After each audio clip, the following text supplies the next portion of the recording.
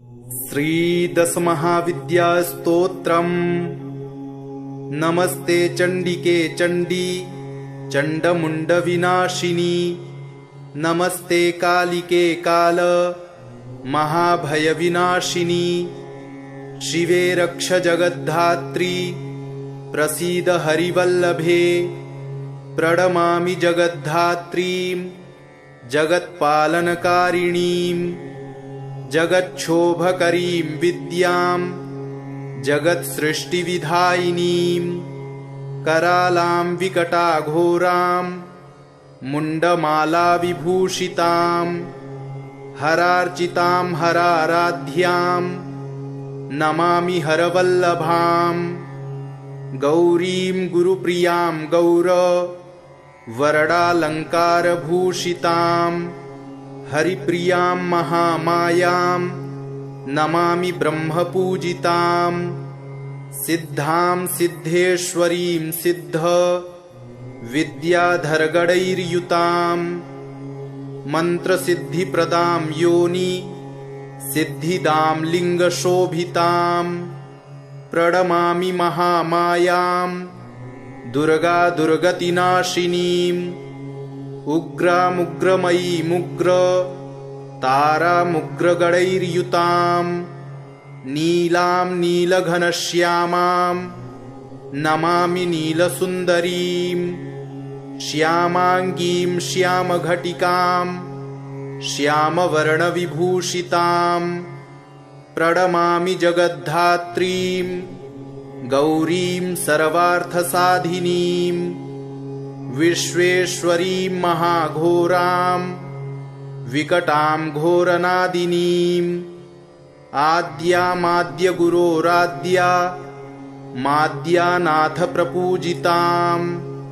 श्रीदुर्गां धनदामन्न पूर्णां पद्मां सुरेश्वरीं, प्रणमामि जगद्धात्रीं चन्द्रशेखरवल्लभां, त्रिपुरां सुन्दरीं बाला मबलागणभूषितां, शिवदूतीं शिवाराध्यां शिवध्येयां सनातनीं, सुन्दरीं तारणीं सर्व शिवागणविभूषितां, नारायणीं विष्णुपूज्यां ब्रह्मविष्णुहरप्रियां, सर्वसिद्धिप्रदां नित्या मनित्यगणवर्जितां, सगुणां निर्गुणां ध्येया मर्जितां सर्वसिद्धिदां, विद्यां सिद्धिप्रदां विद्यां महाविद्यामहेश्वरीं, महेशं भक्तां माहेशीं महाकालप्रपूजितां, प्रणमामि जगद्धात्रीं शुम्भासुरविमर्दिनीं, रक्तप्रियां रक्तवर्णां रक्तबीजविमर्दिनीं, भैरवीं भुवनादेवीं लोलजिह्वां सुरेश्वरीं, चतुर्भुजां दशभुजा मष्टादशभुजां शुभां, त्रिपुरेशीं विश्वनाथ प्रियां विश्वेश्वरीं शिवां, अट्टहासामट्टहास प्रियां धूम्रविनाशिनीं, कमलां छिन्नमस्तां च मातङ्गीं सुरसुन्दरीं,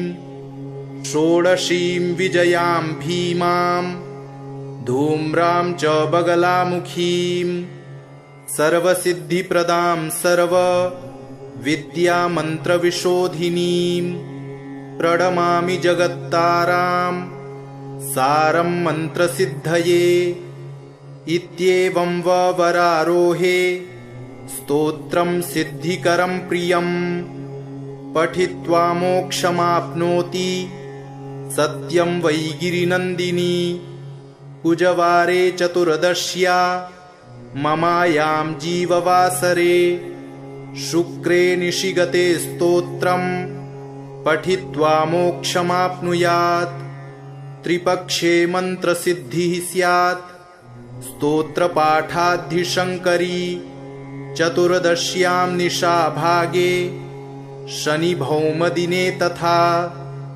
निशामुखे पठेत् स्तोत्रं मन्त्रसिद्धिमवाप्नुयात्।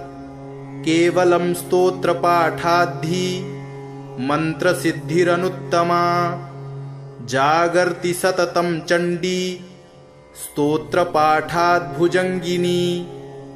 नमस्ते चण्डिके चण्डी चण्डमुण्डविनाशिनी।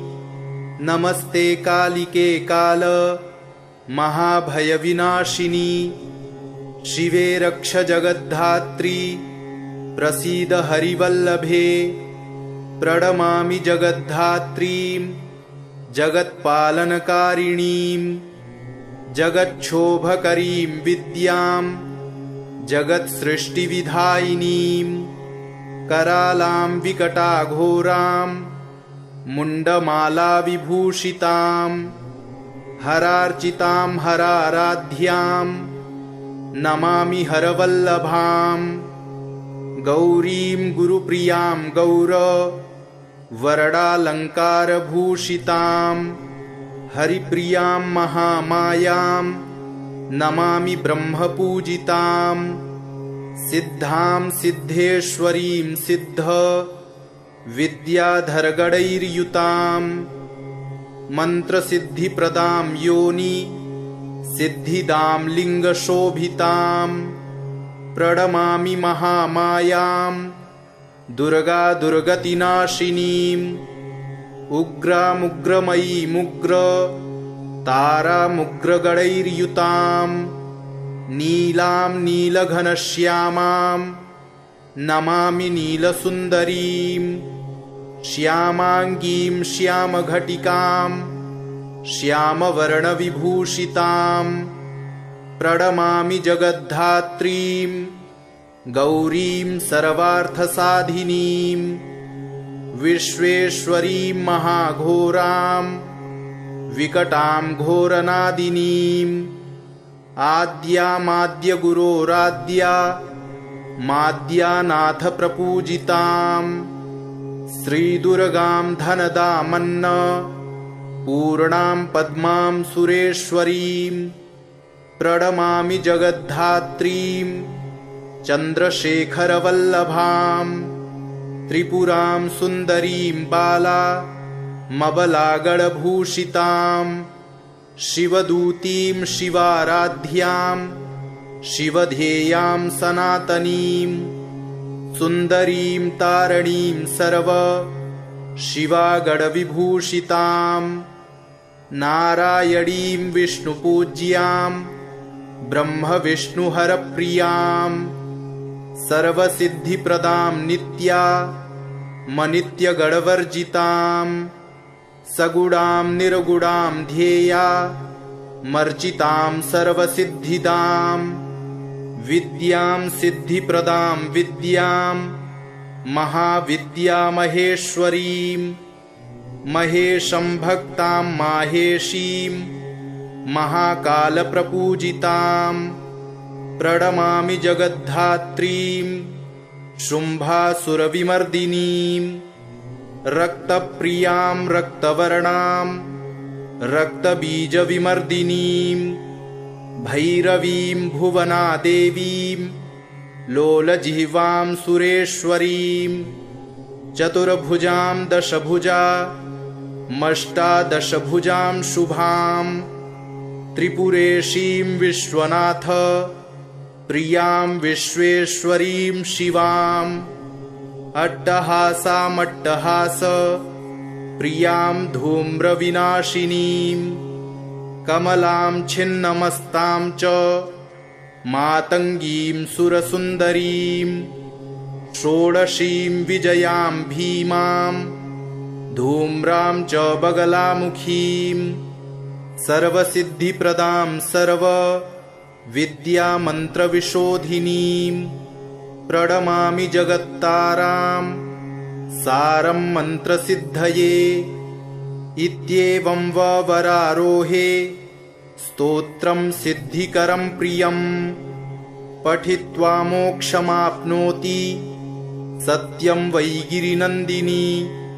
कुजवारे चतुर्दश्या ममायां जीववासरे शुक्रे निशिगते स्तोत्रं पठित्वा मोक्षमाप्नुयात् त्रिपक्षे मन्त्रसिद्धिः स्यात् स्तोत्रपाठाद्धिशङ्करी चतुर्दश्यां निशाभागे शनिभौमदिने तथा निशामुखे पठेत् स्तोत्रं मन्त्रसिद्धिमवाप्नुयात् केवलं स्तोत्रपाठाद्धि मन्त्रसिद्धिरनुत्तमा जागर्ति सततं चण्डी स्तोत्रपाठाद्भुजङ्गिनी नमस्ते चण्डिके चण्डी चण्डमुण्डविनाशिनी नमस्ते कालिके काल महाभयविनाशिनी शिवे रक्ष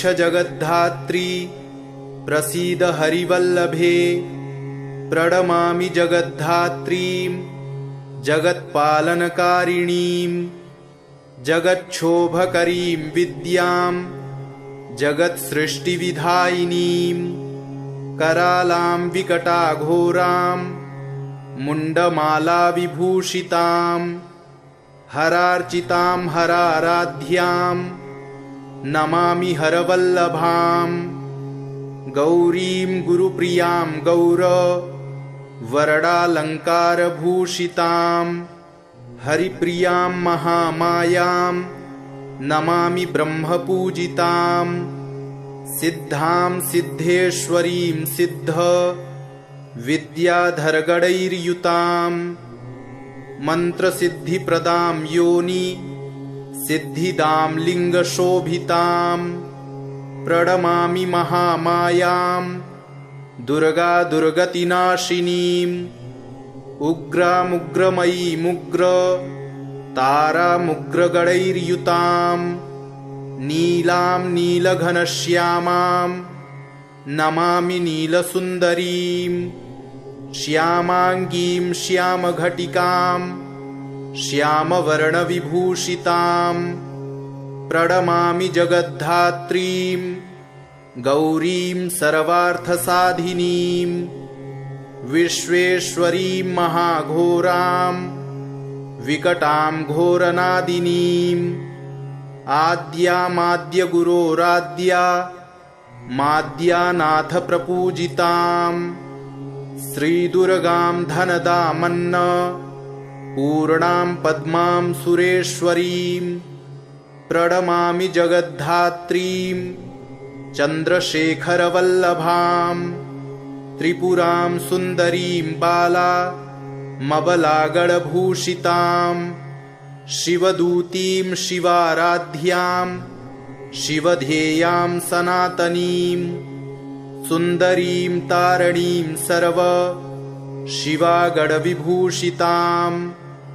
नारायणीं विष्णुपूज्यां ब्रह्मविष्णुहरप्रियां सर्वसिद्धिप्रदां नित्या मनित्यगणवर्जितां सगुणां निर्गुणां ध्येया मर्जितां सर्वसिद्धिदां विद्यां सिद्धिप्रदां विद्यां महाविद्यामहेश्वरीं महेशं भक्तां माहेशीं महाकालप्रपूजितां प्रणमामि जगद्धात्रीं शुम्भासुरविमर्दिनीं रक्तप्रियां रक्तवर्णां रक्तबीजविमर्दिनीं भैरवीं भुवनादेवीं लोलजिह्वां सुरेश्वरीं चतुर्भुजां दशभुजा मष्टादशभुजां शुभां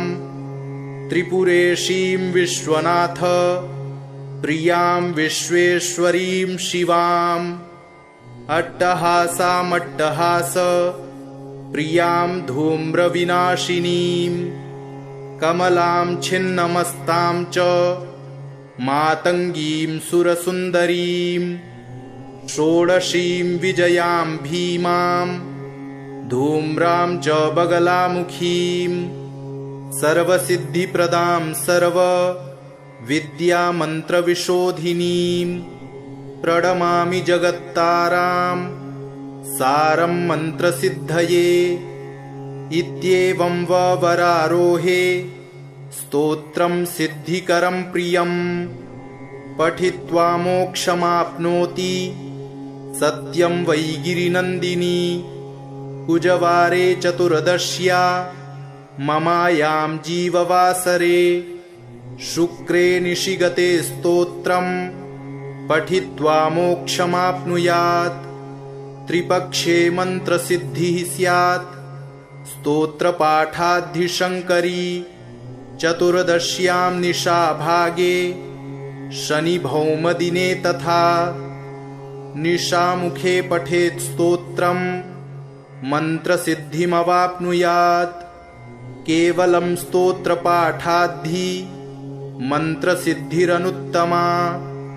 जागर्ति सततं चण्डी स्तोत्रपाठाद्भुजङ्गिनी। नमस्ते चण्डिके चण्डी चण्डमुण्डविनाशिनी। नमस्ते कालिके काल महाभयविनाशिनी।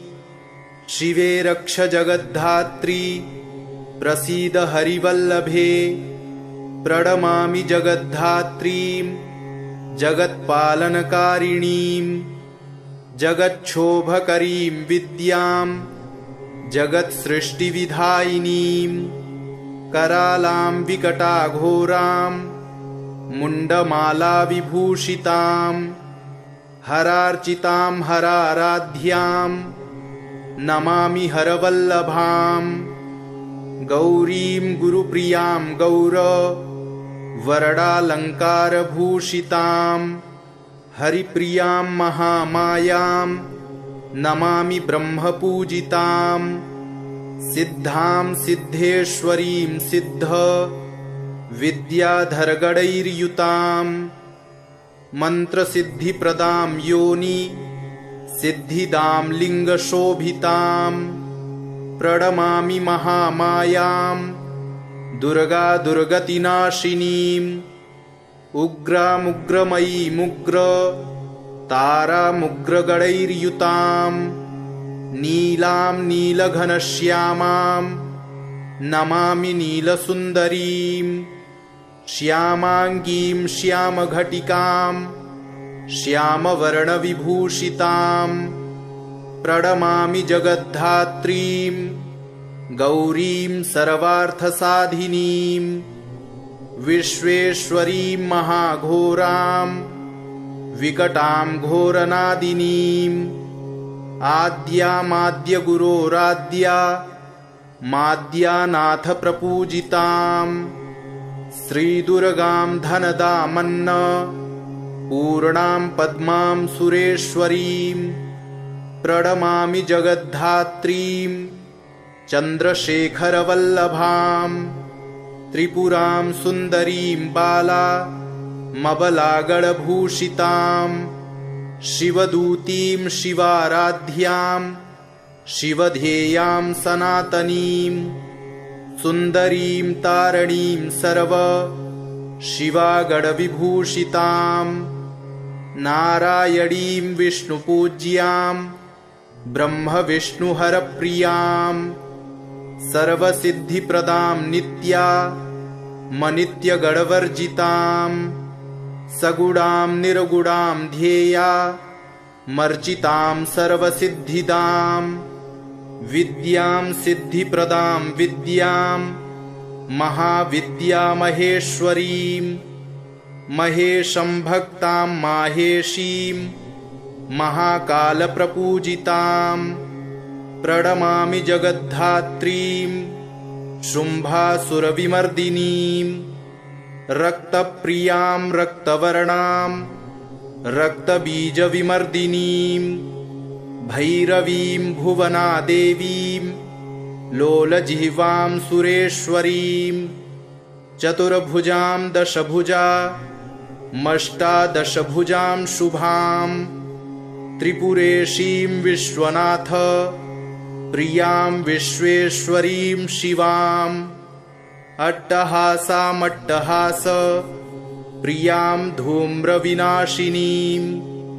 कमलां छिन्नमस्तां च मातङ्गीं सुरसुन्दरीं षोडशीं विजयां भीमां धूम्रां च बगलामुखीं सर्वसिद्धिप्रदां सर्वविद्यामन्त्रविशोधिनीं प्रणमामि जगत्तारां सारं मन्त्रसिद्धये।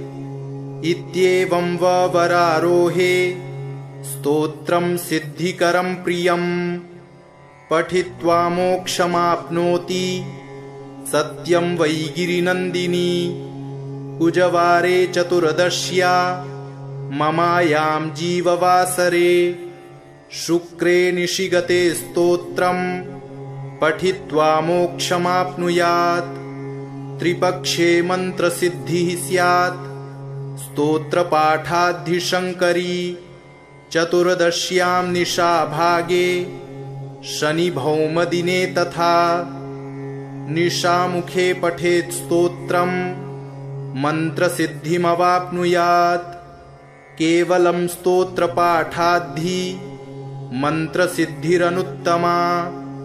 जागर्ति सततं चण्डी स्तोत्रपाठाद्भुजङ्गिनी। नमस्ते चण्डिके चण्डी चण्डमुण्डविनाशिनी। नमस्ते कालिके काल महाभयविनाशिनी। शिवे रक्ष जगद्धात्री प्रसीद हरिवल्लभे। प्रणमामि जगद्धात्रीं जगत्पालनकारिणीं जगच्छोभकरीं विद्यां जगत्सृष्टिविधायिनीं। करालां विकटाघोरां मुण्डमालाविभूषितां हरार्चितां हराराध्यां नमामि हरवल्लभां। गौरीं गुरुप्रियां गौर वरडालङ्कारभूषितां हरिप्रियां महामायां नमामि ब्रह्मपूजितां। सिद्धां सिद्धेश्वरीं सिद्ध विद्याधरगणैर्युतां मन्त्रसिद्धिप्रदां योनि सिद्धिदां लिङ्गशोभितां। प्रणमामि महामायां दुर्गा दुर्गतिनाशिनीम्। उग्रामुग्रमयीमुग्र तारामुग्रगणैर्युतां नीलां नीलघनश्यामां नमामि नीलसुन्दरीं। श्यामाङ्गीं श्यामघटिकां श्यामवर्णविभूषितां प्रणमामि जगद्धात्रीं गौरीं सर्वार्थसाधिनीं। विश्वेश्वरीं महाघोरां विकटां घोरनादिनीं। आद्यामाद्यगुरोराद्या माद्यानाथ प्रपूजितां। श्रीदुर्गां धनदामन्न पूर्णां पद्मां सुरेश्वरीं। प्रणमामि जगद्धात्रीं चन्द्रशेखरवल्लभां। त्रिपुरां सुन्दरीं बाला मबलागणभूषितां। शिवदूतीं शिवाराध्यां शिवध्येयां सनातनीं। सुन्दरीं तारणीं सर्व शिवागणविभूषितां। नारायणीं विष्णुपूज्यां ब्रह्मविष्णुहरप्रियां। सर्वसिद्धिप्रदां नित्या मनित्यगणवर्जितां। सगुणां निर्गुणां ध्येया मर्चितां सर्वसिद्धिदां। विद्यां सिद्धिप्रदां विद्यां महाविद्यामहेश्वरीं। महेशं भक्तां माहेशीं महाकालप्रपूजितां। प्रणमामि जगद्धात्रीं शुम्भासुरविमर्दिनीं। रक्तप्रियां रक्तवर्णां रक्तबीजविमर्दिनीं। भैरवीं भुवनादेवीं लोलजिह्वां सुरेश्वरीं। चतुर्भुजां दशभुजामष्टादशभुजां शुभां त्रिपुरेशीं विश्वनाथ प्रियां विश्वेश्वरीं शिवाम् अट्टहासामट्टहास प्रियां धूम्रविनाशिनीं कमलां छिन्नमस्तां च मातङ्गीं सुरसुन्दरीं षोडशीं विजयां भीमां धूम्रां च बगलामुखीं सर्वसिद्धिप्रदां सर्वविद्यामन्त्रविशोधिनीं प्रणमामि जगत्तारां सारं मन्त्रसिद्धये इत्येवं वरारोहे स्तोत्रं सिद्धिकरं प्रियं पठित्वा मोक्षमाप्नोति सत्यं वै गिरिनन्दिनी कुजवारे चतुर्दश्या ममायां जीववासरे शुक्रे निशिगते स्तोत्रं पठित्वा मोक्षमाप्नुयात् त्रिपक्षे मन्त्रसिद्धिः स्यात् स्तोत्रपाठाद्धिशङ्करी चतुर्दश्यां निशाभागे शनिभौमदिने तथा निशामुखे पठेत् स्तोत्रं मन्त्रसिद्धिमवाप्नुयात् केवलं स्तोत्रपाठाद्धि मन्त्रसिद्धिरनुत्तमा जागर्ति सततं चण्डी स्तोत्रपाठाद्भुजङ्गिनी नमस्ते चण्डिके चण्डी चण्डमुण्डविनाशिनी नमस्ते कालिके काल महाभयविनाशिनी शिवे रक्ष जगद्धात्री प्रसीद हरिवल्लभे प्रणमामि जगद्धात्रीं जगत्पालनकारिणीं जगच्छोभकरीं विद्यां जगत्सृष्टिविधायिनीं करालां विकटाघोरां मुण्डमालाविभूषितां हरार्चितां हराराध्यां नमामि हरवल्लभां गौरीं गुरुप्रियां वरडालङ्कारभूषितां हरिप्रियां महामायां नमामि ब्रह्मपूजितां सिद्धां सिद्धेश्वरीं सिद्ध विद्याधरगणैर्युतां मन्त्रसिद्धिप्रदां योनि सिद्धिदां लिङ्गशोभितां प्रणमामि महामायां दुर्गा दुर्गतिनाशिनीं उग्रामुग्रमयीमुग्र तारामुग्रगणैर्युतां नीलां नीलघनश्यामां नमामि नीलसुन्दरीं श्यामाङ्गीं श्यामघटिकां श्यामवर्णविभूषितां प्रणमामि जगद्धात्रीं गौरीं सर्वार्थसाधिनीं विश्वेश्वरीं महाघोरां विकटां घोरनादिनीं आद्यामाद्यगुरोराद्या माद्यानाथ प्रपूजितां श्रीदुर्गां धनदामन्न पूर्णां पद्मां सुरेश्वरीं प्रणमामि जगद्धात्रीं चन्द्रशेखरवल्लभां त्रिपुरां सुन्दरीं बालामबलागणभूषितां शिवदूतीं शिवाराध्यां शिवध्येयां सनातनीं सुन्दरीं तारणीं सर्व शिवागणविभूषितां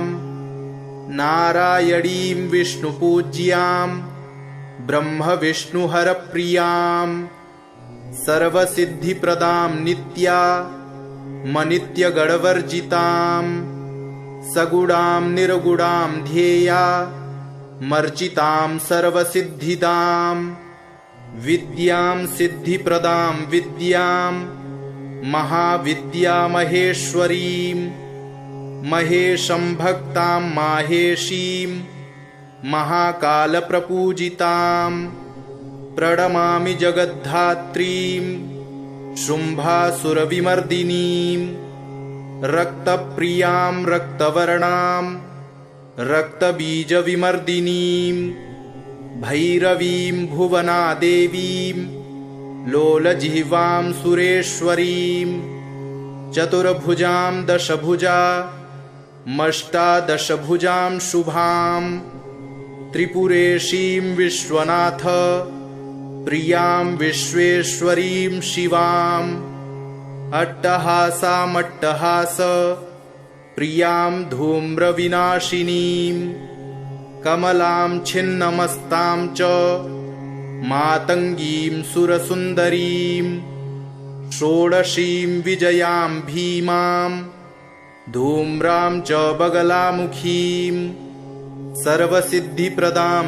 सर्वविद्यामन्त्रविशोधिनीं प्रणमामि जगत्तारां सारं मन्त्रसिद्धये इत्येवं वरारोहे स्तोत्रं सिद्धिकरं प्रियं पठित्वा मोक्षमाप्नोति सत्यं वै गिरिनन्दिनी कुजवारे चतुर्दश्या ममायां जीववासरे शुक्रे निशिगते स्तोत्रं पठित्वा मोक्षमाप्नुयात् त्रिपक्षे मन्त्रसिद्धिः स्यात् स्तोत्रपाठाद्धिशङ्करी चतुर्दश्यां निशाभागे शनिभौमदिने तथा निशामुखे पठेत् स्तोत्रं मन्त्रसिद्धिमवाप्नुयात् केवलं स्तोत्रपाठाद्धि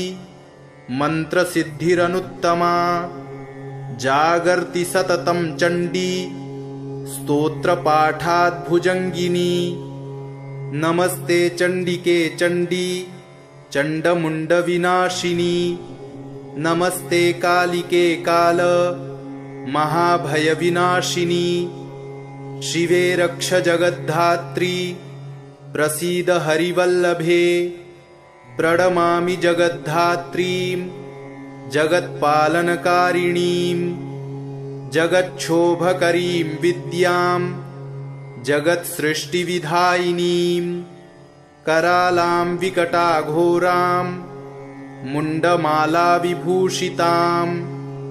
हरार्चितां हराराध्यां नमामि हरवल्लभां गौरीं गुरुप्रियां गौर वरडालङ्कारभूषितां हरिप्रियां महामायां नमामि ब्रह्मपूजितां सिद्धां सिद्धेश्वरीं सिद्ध विद्याधरगणैर्युतां मन्त्रसिद्धिप्रदां योनि सिद्धिदां लिङ्गशोभितां प्रणमामि महामायां दुर्गा दुर्गतिनाशिनीं उग्रामुग्रमयीमुग्र तारामुग्रगणैर्युतां नीलां नीलघनश्यामां नमामि नीलसुन्दरीं श्यामाङ्गीं श्यामघटिकां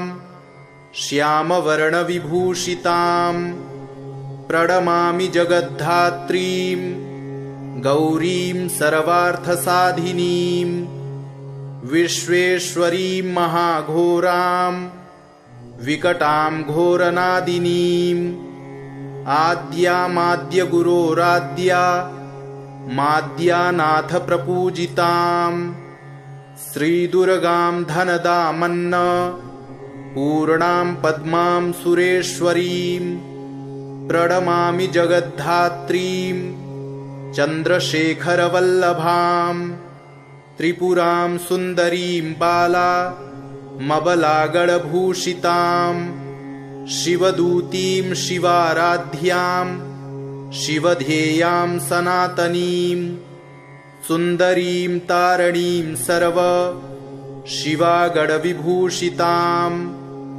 नारायणीं विष्णुपूज्यां ब्रह्मविष्णुहरप्रियां सर्वसिद्धिप्रदां नित्या मनित्यगणवर्जितां सगुणां निर्गुणां ध्येया मर्जितां सर्वसिद्धिदां विद्यां सिद्धिप्रदां विद्यां महाविद्यामहेश्वरीं महेशं भक्तां माहेशीं महाकालप्रपूजितां प्रणमामि जगद्धात्रीं शुम्भासुरविमर्दिनीं रक्तप्रियां रक्तवर्णां रक्तबीजविमर्दिनीं भैरवीं भुवनादेवीं लोलजिह्वां सुरेश्वरीं चतुर्भुजां दशभुजामष्टादशभुजां शुभां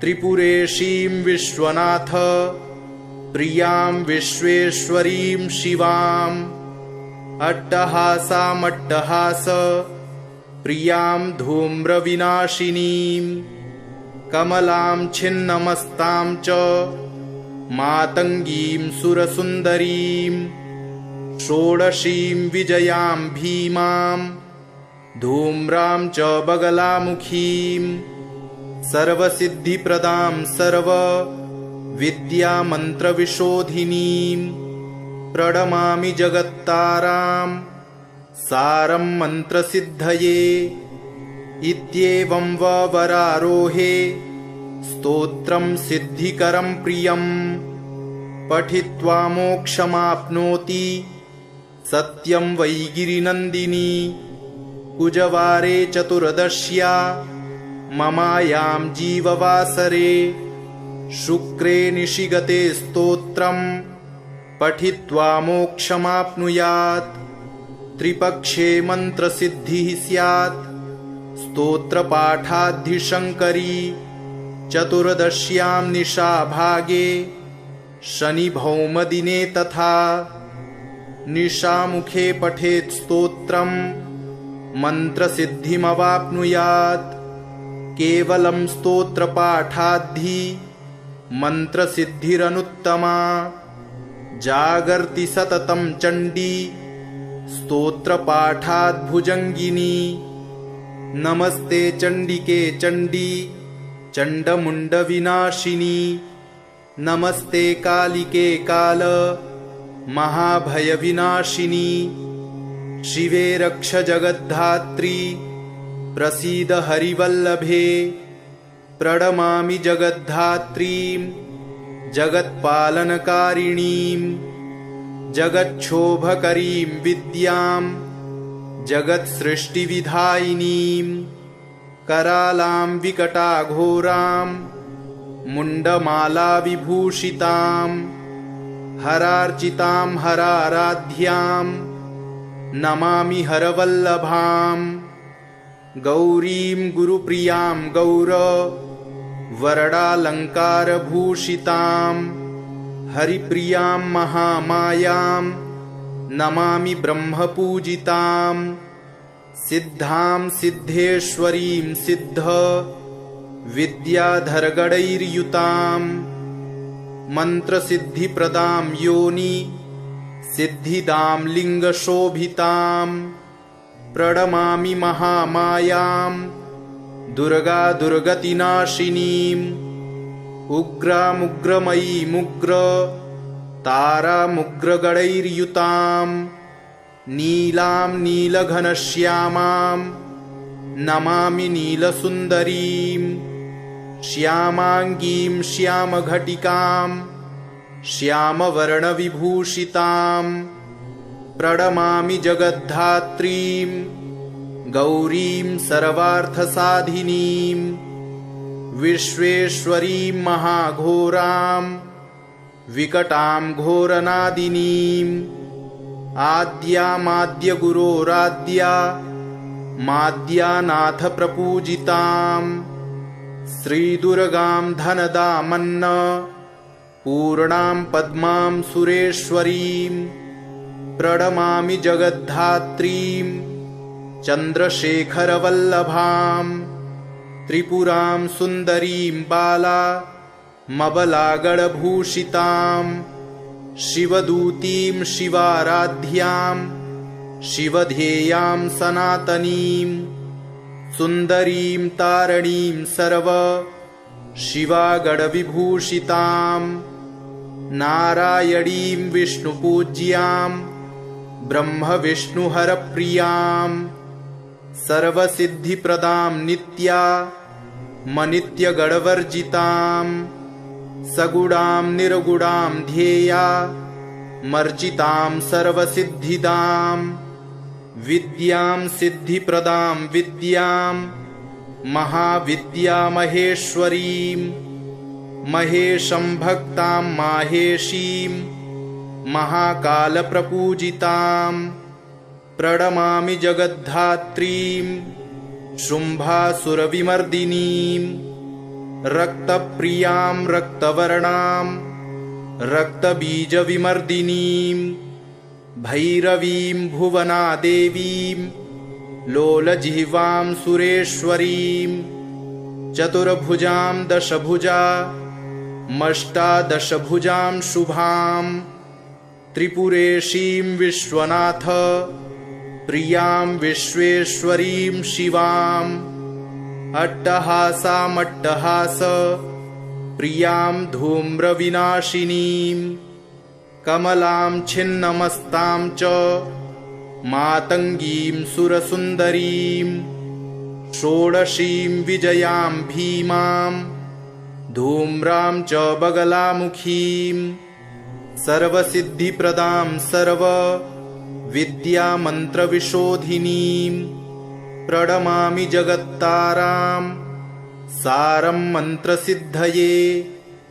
इत्येवं वरारोहे स्तोत्रं सिद्धिकरं प्रियं पठित्वा मोक्षमाप्नोति सत्यं वै गिरिनन्दिनी कुजवारे चतुर्दश्या ममायां जीववासरे शुक्रे निशिगते स्तोत्रं पठित्वा मोक्षमाप्नुयात् त्रिपक्षे मन्त्रसिद्धिः स्यात् स्तोत्रपाठाद्धिशङ्करी चतुर्दश्यां निशाभागे शनिभौमदिने तथा निशामुखे पठेत् स्तोत्रं मन्त्रसिद्धिमवाप्नुयात् केवलं स्तोत्रपाठाद्धि मन्त्रसिद्धिरनुत्तमा जागर्ति सततं चण्डी स्तोत्रपाठाद्भुजङ्गिनी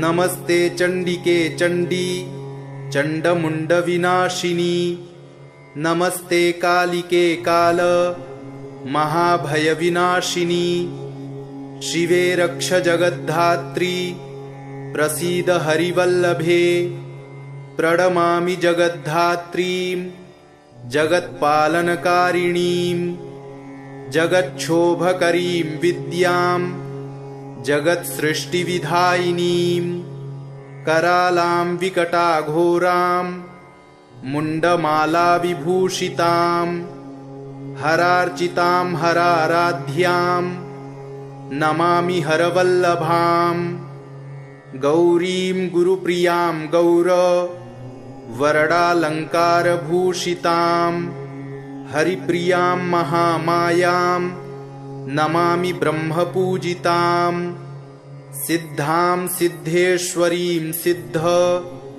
विद्याधरगणैर्युतां मन्त्रसिद्धिप्रदां योनि सिद्धिदां लिङ्गशोभितां प्रणमामि महामायां दुर्गा दुर्गतिनाशिनीं उग्रामुग्रमयीमुग्र तारामुग्रगणैर्युतां नीलां नीलघनश्यामां नमामि नीलसुन्दरीं श्यामाङ्गीं श्यामघटिकां श्यामवर्णविभूषितां प्रणमामि जगद्धात्रीं गौरीं सर्वार्थसाधिनीं विश्वेश्वरीं महाघोरां विकटां घोरनादिनीं आद्यामाद्यगुरोराद्या माद्यानाथ प्रपूजितां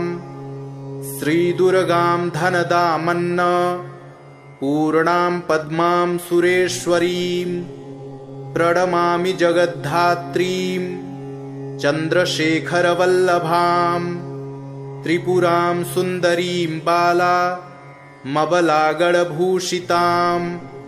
शिवदूतीं शिवाराध्यां शिवध्येयां सनातनीं सुन्दरीं तारणीं सर्व शिवागणविभूषितां नारायणीं विष्णुपूज्यां ब्रह्मविष्णुहरप्रियां सर्वसिद्धिप्रदां नित्यामनित्यगणवर्जितां सगुणां निर्गुणां ध्येया मर्चितां सर्वसिद्धिदां विद्यां सिद्धिप्रदां विद्यां महाविद्यामहेश्वरीं महेशं भक्तां माहेशीं महाकालप्रपूजितां प्रणमामि जगद्धात्रीं शुम्भासुरविमर्दिनीं रक्तप्रियां रक्तवर्णां रक्तबीजविमर्दिनीं भैरवीं भुवनादेवीं लोलजिह्वां सुरेश्वरीं चतुर्भुजां दशभुजामष्टादशभुजां शुभां त्रिपुरेशीं विश्वनाथ प्रियां विश्वेश्वरीं शिवाम् अट्टहासामट्टहास प्रियां धूम्रविनाशिनीं कमलां छिन्नमस्तां च मातङ्गीं सुरसुन्दरीं षोडशीं विजयां भीमां धूम्रां च बगलामुखीं सर्वसिद्धिप्रदां सर्वविद्यामन्त्रविशोधिनीं प्रणमामि जगत्तारां सारं मन्त्रसिद्धये इत्येवं वरारोहे स्तोत्रं सिद्धिकरं प्रियं पठित्वा मोक्षमाप्नोति सत्यं वै गिरिनन्दिनी कुजवारे चतुर्दश्या ममायां जीववासरे शुक्रे निशिगते स्तोत्रं पठित्वा मोक्षमाप्नुयात् त्रिपक्षे मन्त्रसिद्धिः स्यात् स्तोत्रपाठाद्धिशङ्करी चतुर्दश्यां निशाभागे शनिभौमदिने तथा निशामुखे पठेत् स्तोत्रं मन्त्रसिद्धिमवाप्नुयात् केवलं स्तोत्रपाठाद्धि मन्त्रसिद्धिरनुत्तमा जागर्ति सततं चण्डी स्तोत्रपाठाद्भुजङ्गिनी नमस्ते चण्डिके चण्डी चण्डमुण्डविनाशिनी नमस्ते कालिके काल महाभयविनाशिनी शिवे रक्ष जगद्धात्री प्रसीद हरिवल्लभे प्रणमामि जगद्धात्रीं जगत्पालनकारिणीं जगच्छोभकरीं विद्यां जगत्सृष्टिविधायिनीं करालां विकटाघोरां मुण्डमालाविभूषितां हरार्चितां हराराध्यां नमामि हरवल्लभां गौरीं गुरुप्रियां वरडालङ्कारभूषितां हरिप्रियां महामायां नमामि ब्रह्मपूजितां सिद्धां सिद्धेश्वरीं सिद्ध विद्याधरगणैर्युतां मन्त्रसिद्धिप्रदां योनि सिद्धिदां लिङ्गशोभितां प्रणमामि महामायां दुर्गा दुर्गतिनाशिनीं उग्रामुग्रमयीमुग्र तारामुग्रगणैर्युतां नीलां नीलघनश्यामां नमामि नीलसुन्दरीं श्यामाङ्गीं श्यामघटिकां श्यामवर्णविभूषितां प्रणमामि जगद्धात्रीं गौरीं सर्वार्थसाधिनीं विश्वेश्वरीं महाघोरां विकटां घोरनादिनीम् आद्यामाद्यगुरोराद्या माद्यानाथ प्रपूजितां श्रीदुर्गां धनदामन्न पूर्णां पद्मां सुरेश्वरीं प्रणमामि जगद्धात्रीं चन्द्रशेखरवल्लभां त्रिपुरां सुन्दरीं बालामबलागणभूषितां शिवदूतीं शिवाराध्यां शिवध्येयां सनातनीं सुन्दरीं तारणीं सर्व शिवागणविभूषितां नारायणीं विष्णुपूज्यां ब्रह्मविष्णुहरप्रियां सर्वसिद्धिप्रदां नित्यामनित्यगणवर्जितां सगुणां निर्गुणां ध्येया मर्चितां सर्वसिद्धिदां विद्यां सिद्धिप्रदां विद्यां महाविद्यामहेश्वरीं महेशं भक्तां माहेशीं महाकालप्रपूजितां प्रणमामि जगद्धात्रीं शुम्भासुरविमर्दिनीं रक्तप्रियां रक्तवर्णां रक्तबीजविमर्दिनीं भैरवीं भुवनादेवीं लोलजिह्वां सुरेश्वरीं चतुर्भुजां दशभुजा मष्टादशभुजां शुभां त्रिपुरेशीं विश्वनाथ प्रियां विश्वेश्वरीं शिवां अट्टहासामट्टहास प्रियां धूम्रविनाशिनीं कमलां छिन्नमस्तां च मातङ्गीं सुरसुन्दरीं षोडशीं विजयां भीमां धूम्रां च बगलामुखीं सर्वसिद्धिप्रदां सर्वविद्यामन्त्रविशोधिनीं प्रणमामि जगत्तारां सारं मन्त्रसिद्धये इत्येवं वरारोहे स्तोत्रं सिद्धिकरं प्रियं पठित्वा मोक्षमाप्नोति सत्यं वै गिरिनन्दिनी कुजवारे चतुर्दश्या ममायां जीववासरे शुक्रे निशिगते स्तोत्रं पठित्वा मोक्षमाप्नुयात् त्रिपक्षे मन्त्रसिद्धिः स्यात् स्तोत्रपाठाद्धिशङ्करी चतुर्दश्यां निशाभागे शनिभौमदिने तथा निशामुखे पठेत् स्तोत्रं मन्त्रसिद्धिमवाप्नुयात् केवलं स्तोत्रपाठाद्धि मन्त्रसिद्धिरनुत्तमा जागर्ति सततं चण्डी स्तोत्रपाठाद्भुजङ्गिनी नमस्ते चण्डिके चण्डी चण्डमुण्डविनाशिनी नमस्ते कालिके काल महाभयविनाशिनी शिवे रक्ष जगद्धात्री प्रसीद हरिवल्लभे प्रणमामि जगद्धात्रीं